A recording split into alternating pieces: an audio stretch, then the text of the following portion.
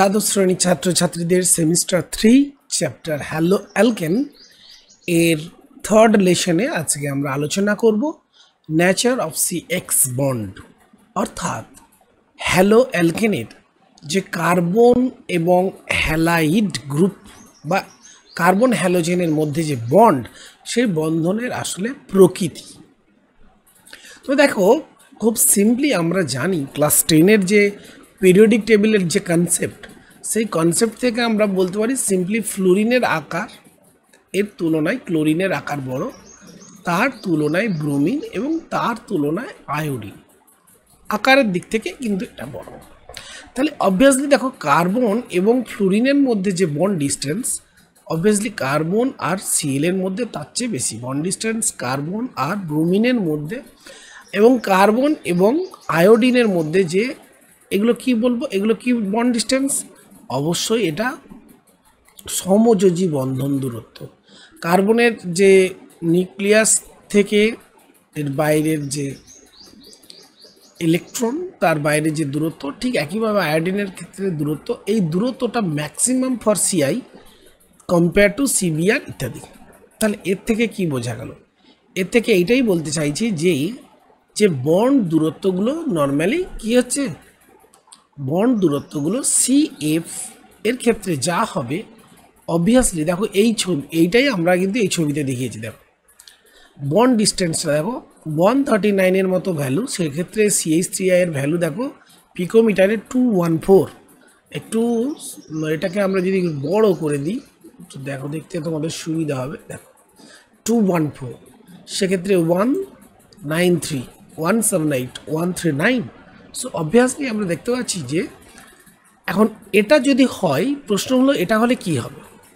এখন নর্মালি কি হয়, যখন বন্ড ডিস্টেন্সটা বেড়ে যাবে, তাহলে অবভিয়াসলি কী হবে, সিআই এর এই বন্ড ব্রেক করতে গেলে যে ন্যূনতম এনথ্যালপির প্রয়োজন, delta enthalpy of bond breaking বা enthalpy of reaction, bond breaking করতে গেলে যে এনথ্যালপির প্রয়োজন, সেই এনথ্যালপিটা কি হবে, নর্মালি সিআইয়ের ক্ষেত্রে কম হবে এবং সিএফের ক্ষেত্রে সেটা ম্যাক্সিমাম হবে। এবং সেটাই এখানে দেখো দেখানো হয়েছে। সিএফের ক্ষেত্রে দেখো সি আর ড্যাশ এফ, এই বন্ডের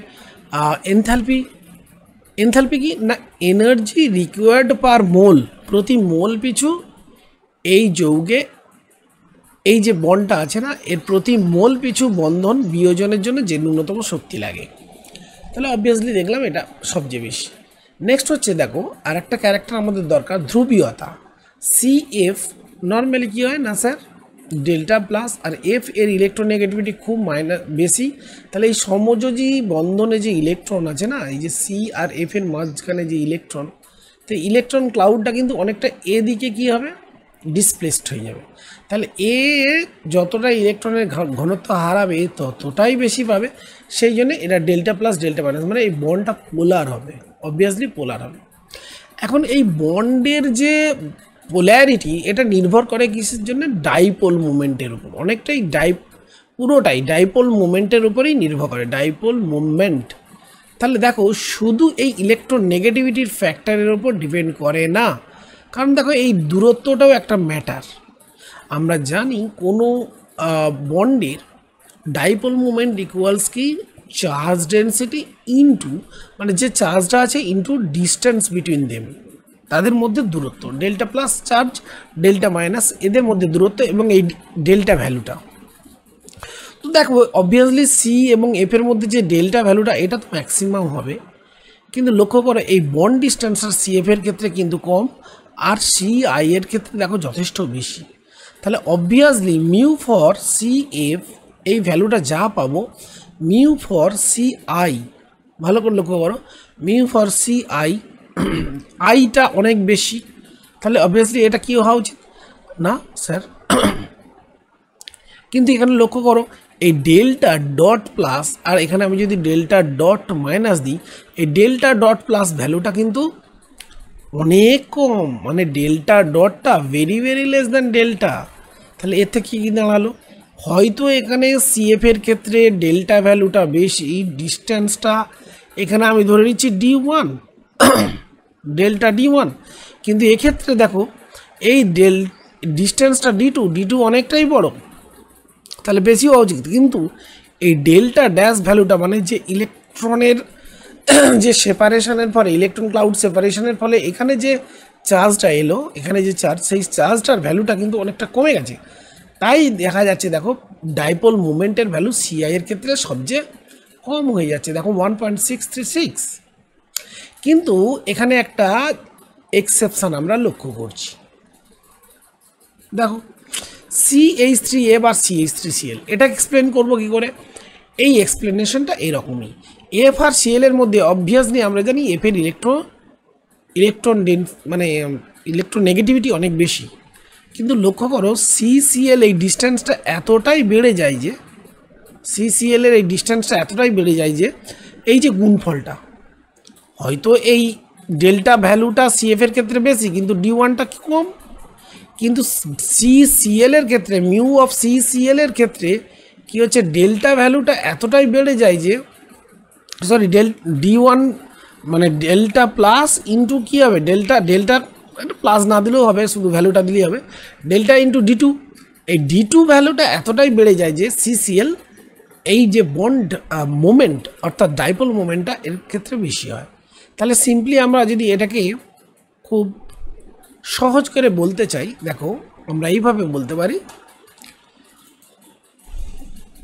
দেখো খুব সহজ করে আমরা যদি বলতে চাই যে দেখো এই যৌগ দুটো HCCHF, তো এক্ষেত্রে আমি ধরে নিচ্ছি যে এখানে ডিস্টেন্সটা আমার হচ্ছে D1 আর HCHCl এক্ষেত্রে ডিস্টেন্সটা D2। বলছে D1 এর থেকে D2টা অনেকটা বেড়ে যাচ্ছে, তার ফলে এই ডেল্টা ভ্যালুটা, ডেল্টা প্লাস এখানেও হচ্ছে, এখানেও ডেল্টা প্লাস, এখানেও ডেল্টা মাইনাস, এখানেও ডেল্টা মাইনাস, এই দুটো ভ্যালু কিন্তু সমান নয়। এটাকে আমি ডেল্টা 1 ধরলে এটা ডেল্টা 2, অবভিয়াসলি ডেল্টা 1 কিন্তু গ্রেটার দেন ডেল্টা 2, কিন্তু এই গুণফলটা ডেল্টা 2 ইন্টু D2 এই ভ্যালুটা ফর সিসিএল এইটা কী হয়ে যাচ্ছে, বেশি হয়ে যাচ্ছে কার থেকে না, মিউ অফ সিএফ, অর্থাৎ এখানে যে মিউ সিএফ এই ভ্যালুটা কি না স্যার ডেল্টা 1 ইন্টু D1, এই ভ্যালুর থেকে এই ভ্যালুটা বেশি হয়ে যাচ্ছে, সেই জন্যে এই ডাইপোল মোমেন্টও বেড়ে যায়। ক্লিয়ার? তো এখানে দেখো একটা চিত্র তোমাদের দেখানো হচ্ছে, এখানে এই যৌগটার নাম অ্যাকচুয়ালি ভিনাইল ক্লোরাইড।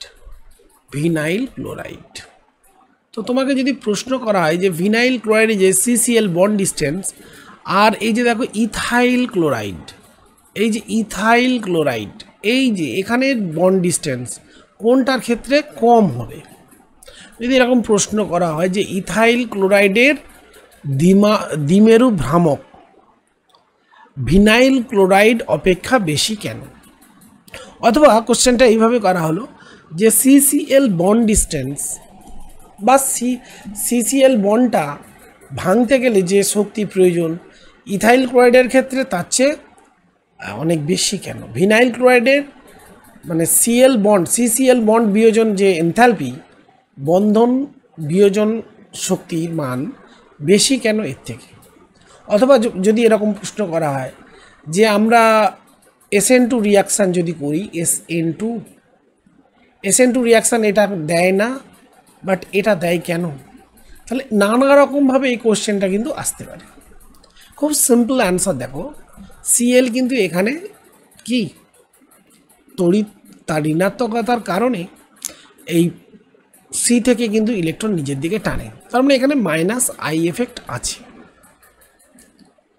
এখানে কিন্তু সিএল বন্ড কী করে নিজের দিকে ইলেকট্রন টানে। আবার এখানে দেখো মাইনাস আই, ভুল বললাম, এখানে প্লাস আই এফেক্ট আছে। দেখো CH3 গ্রুপ কী করে ইলেকট্রন সিএল এর দিকে ঠেলে দেয়, তাহলে অবভিয়াসলি এখানে প্লাস আই এফেক্ট আছে, কিন্তু এখানে কিন্তু প্লাস আই এফেক্ট নেই। কী আছে এখানে? দেখো খুব সিম্পলি এখানে এই ক্লোরিন এর দেখো নিঃসঙ্গ ইলেকট্রন জোড় থাকার কারণে এ কী করতে পারে, আচ্ছা এখানে একটুখানি ছবিটা,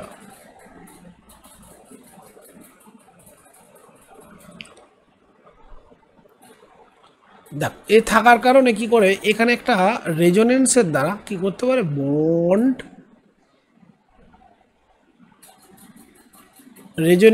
রেজোনেটিং গঠন করতে পারে। তারপরে এর ফলে কি তৈরি হবে CH2 মাইনাস সি, এখানে একটা ডবল বন্ড ক্যারেক্টার তৈরি হচ্ছে, এটা অবশ্যই কী হবে প্লাস ভ্যালু, আর এইটা হলো এইচ।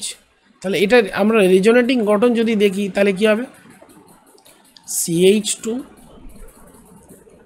ডবল সিঙ্গেল CH, আর এখানে কি স্যার এখানে আপনার হয়ে যাচ্ছে এক partial double bond character grow করে গেল। তাহলে যখনই পার্সিয়াল ডবল বন্ড গ্রো করে গেল, এখানে কিন্তু পার্সিয়াল ডবল বন্ড নেই, এখানে সিঙ্গেল বন্ড ক্যারেক্টার, তাহলে এ সহজে ভেঙে যাবে। তাহলে এর ক্ষেত্রে এনথ্যালপি মানে বন্ধন বিয়োজন এনথ্যালপির মানটা অবশ্যই কী হবে কম হবে, আর এর ক্ষেত্রে বেশি হবে। একটা পয়েন্ট। 2 নম্বর পয়েন্ট দেখো SN2 রিয়াকশান, এর ক্ষেত্রে কী হবে এই যে কার্বনটা, এই কার্বনের দেখো একটা গ্রুপই জাস্ট বড় আছে, বাকি দুটো ছোট। অবভিয়াসলি এইটা ব্যাকসাইড অ্যাটাক, নিউক্লিওফিলিক অ্যাটাক খুব সহজে হবে, যেহেতু CCl এর মধ্যে কি আছে না এক বন্ধন চরিত্র, তাহলে Cl মাইনাস এক যে গুড লিভিং গ্রুপ এখান থেকে বেরিয়ে যাবে। বাট এখানে দেখো এক্ষেত্রে কিন্তু এটা একটা sp2 কার্বন, তাহলে অবভিয়াসলি এটা কোনো নিউক্লিওফিলিক রিয়াকশান দেবে না, প্রথম কথা। 2 নম্বর দেখো এই CCl বন্ডটা অনেক বেশি স্ট্রঙ্গার কম্পেয়ার টু এটা, কারণ দেখো এখানে ডাবল বন্ড ক্যারেক্টার তৈরি হচ্ছে। এবার যদি বলি ডাইপোল মোমেন্টের তুলনা, তাহলে এখানে থেকে দেখো ডাইপোল মোমেন্টের তুলনা করলে এই বন্ডটা যেহেতু ছোট হয়ে যাচ্ছে, এই বন্ডটা ছোট হয়ে যাওয়ার কারণে কি হবে দেখো আমরা ডাইপোল মোমেন্ট মানে কি জানি না, চার্জ ইন্টু কি ডেনসিটি। দেখো ডেনসিটি যদি কমে যায়, ডিস্টেন্স, চার্জ মানে আধান গুণিত দূরত্ব, এখানে দেখো দূরত্বটা কম আর এখানে দূরত্বটা বেশি, তা দূরত্ব যেখানে বেশি হলে হবে অবভিয়াসলি সেখানে পোলারিটি বেশি হবে। তার মানে ইথাইল ক্লোরাইডের দ্বিমেরু ভ্রমক বা ডাইপোল মোমেন্টের মান মিউ অফ ইথাইল ক্লোরাইড কি হবে গ্রেটার দেন হবে মিউ অফ ভিনাইল ক্লোরাইড। আলোচনাটা আসলে বুঝতে পেরেছো, এখান থেকে কোশ্চেন হতে পারে। আচ্ছা এ তো গেল গাণিতিক ব্যাপার স্যাপার। এখন আর একটা এক্সপ্লেনেশন এখানে খাড়া করা যেতে পারে, কি দেখো CH3CH2I, এখানে দেখো নিট ইলেকট্রনের যে সিগমা ইলেকট্রনিক যে ডিসপ্লেসমেন্ট সেটা কিন্তু এদিকে হচ্ছে, অর্থাৎ সিগমা ইলেকট্রন CH3 তার প্লাস আই প্রভাবের জন্য এদিকে ঠেলে দিচ্ছে। তাহলে ক্লোরিনের ওপর যে ইলেকট্রন ঘনত্বটা সেটা যে নিট ভ্যালুটা অনেকটা বেড়ে যাচ্ছে, আর net electronic charge on chlorine এটা অনেক বেড়ে যাচ্ছে। কেন কম্পেয়ার টু এটা কেন? কারণ এখানে দেখো ডেল্টা প্লাস জড়িত হওয়ার কারণে আসলে ইলেকট্রন কিছুটা পরিমাণে কি হচ্ছে এই দিকে ধাবিত হচ্ছে, Cl থেকে C থেকে CH2 এই দিকে। তাহলে Cl তার ইলেকট্রোনেগেটিভিটির কারণে সে কী করছে নিজের দিকে ইলেকট্রন টেনে নেয়, সেটা নর্মালি ইথাইল ক্লোরাইডেও আছে।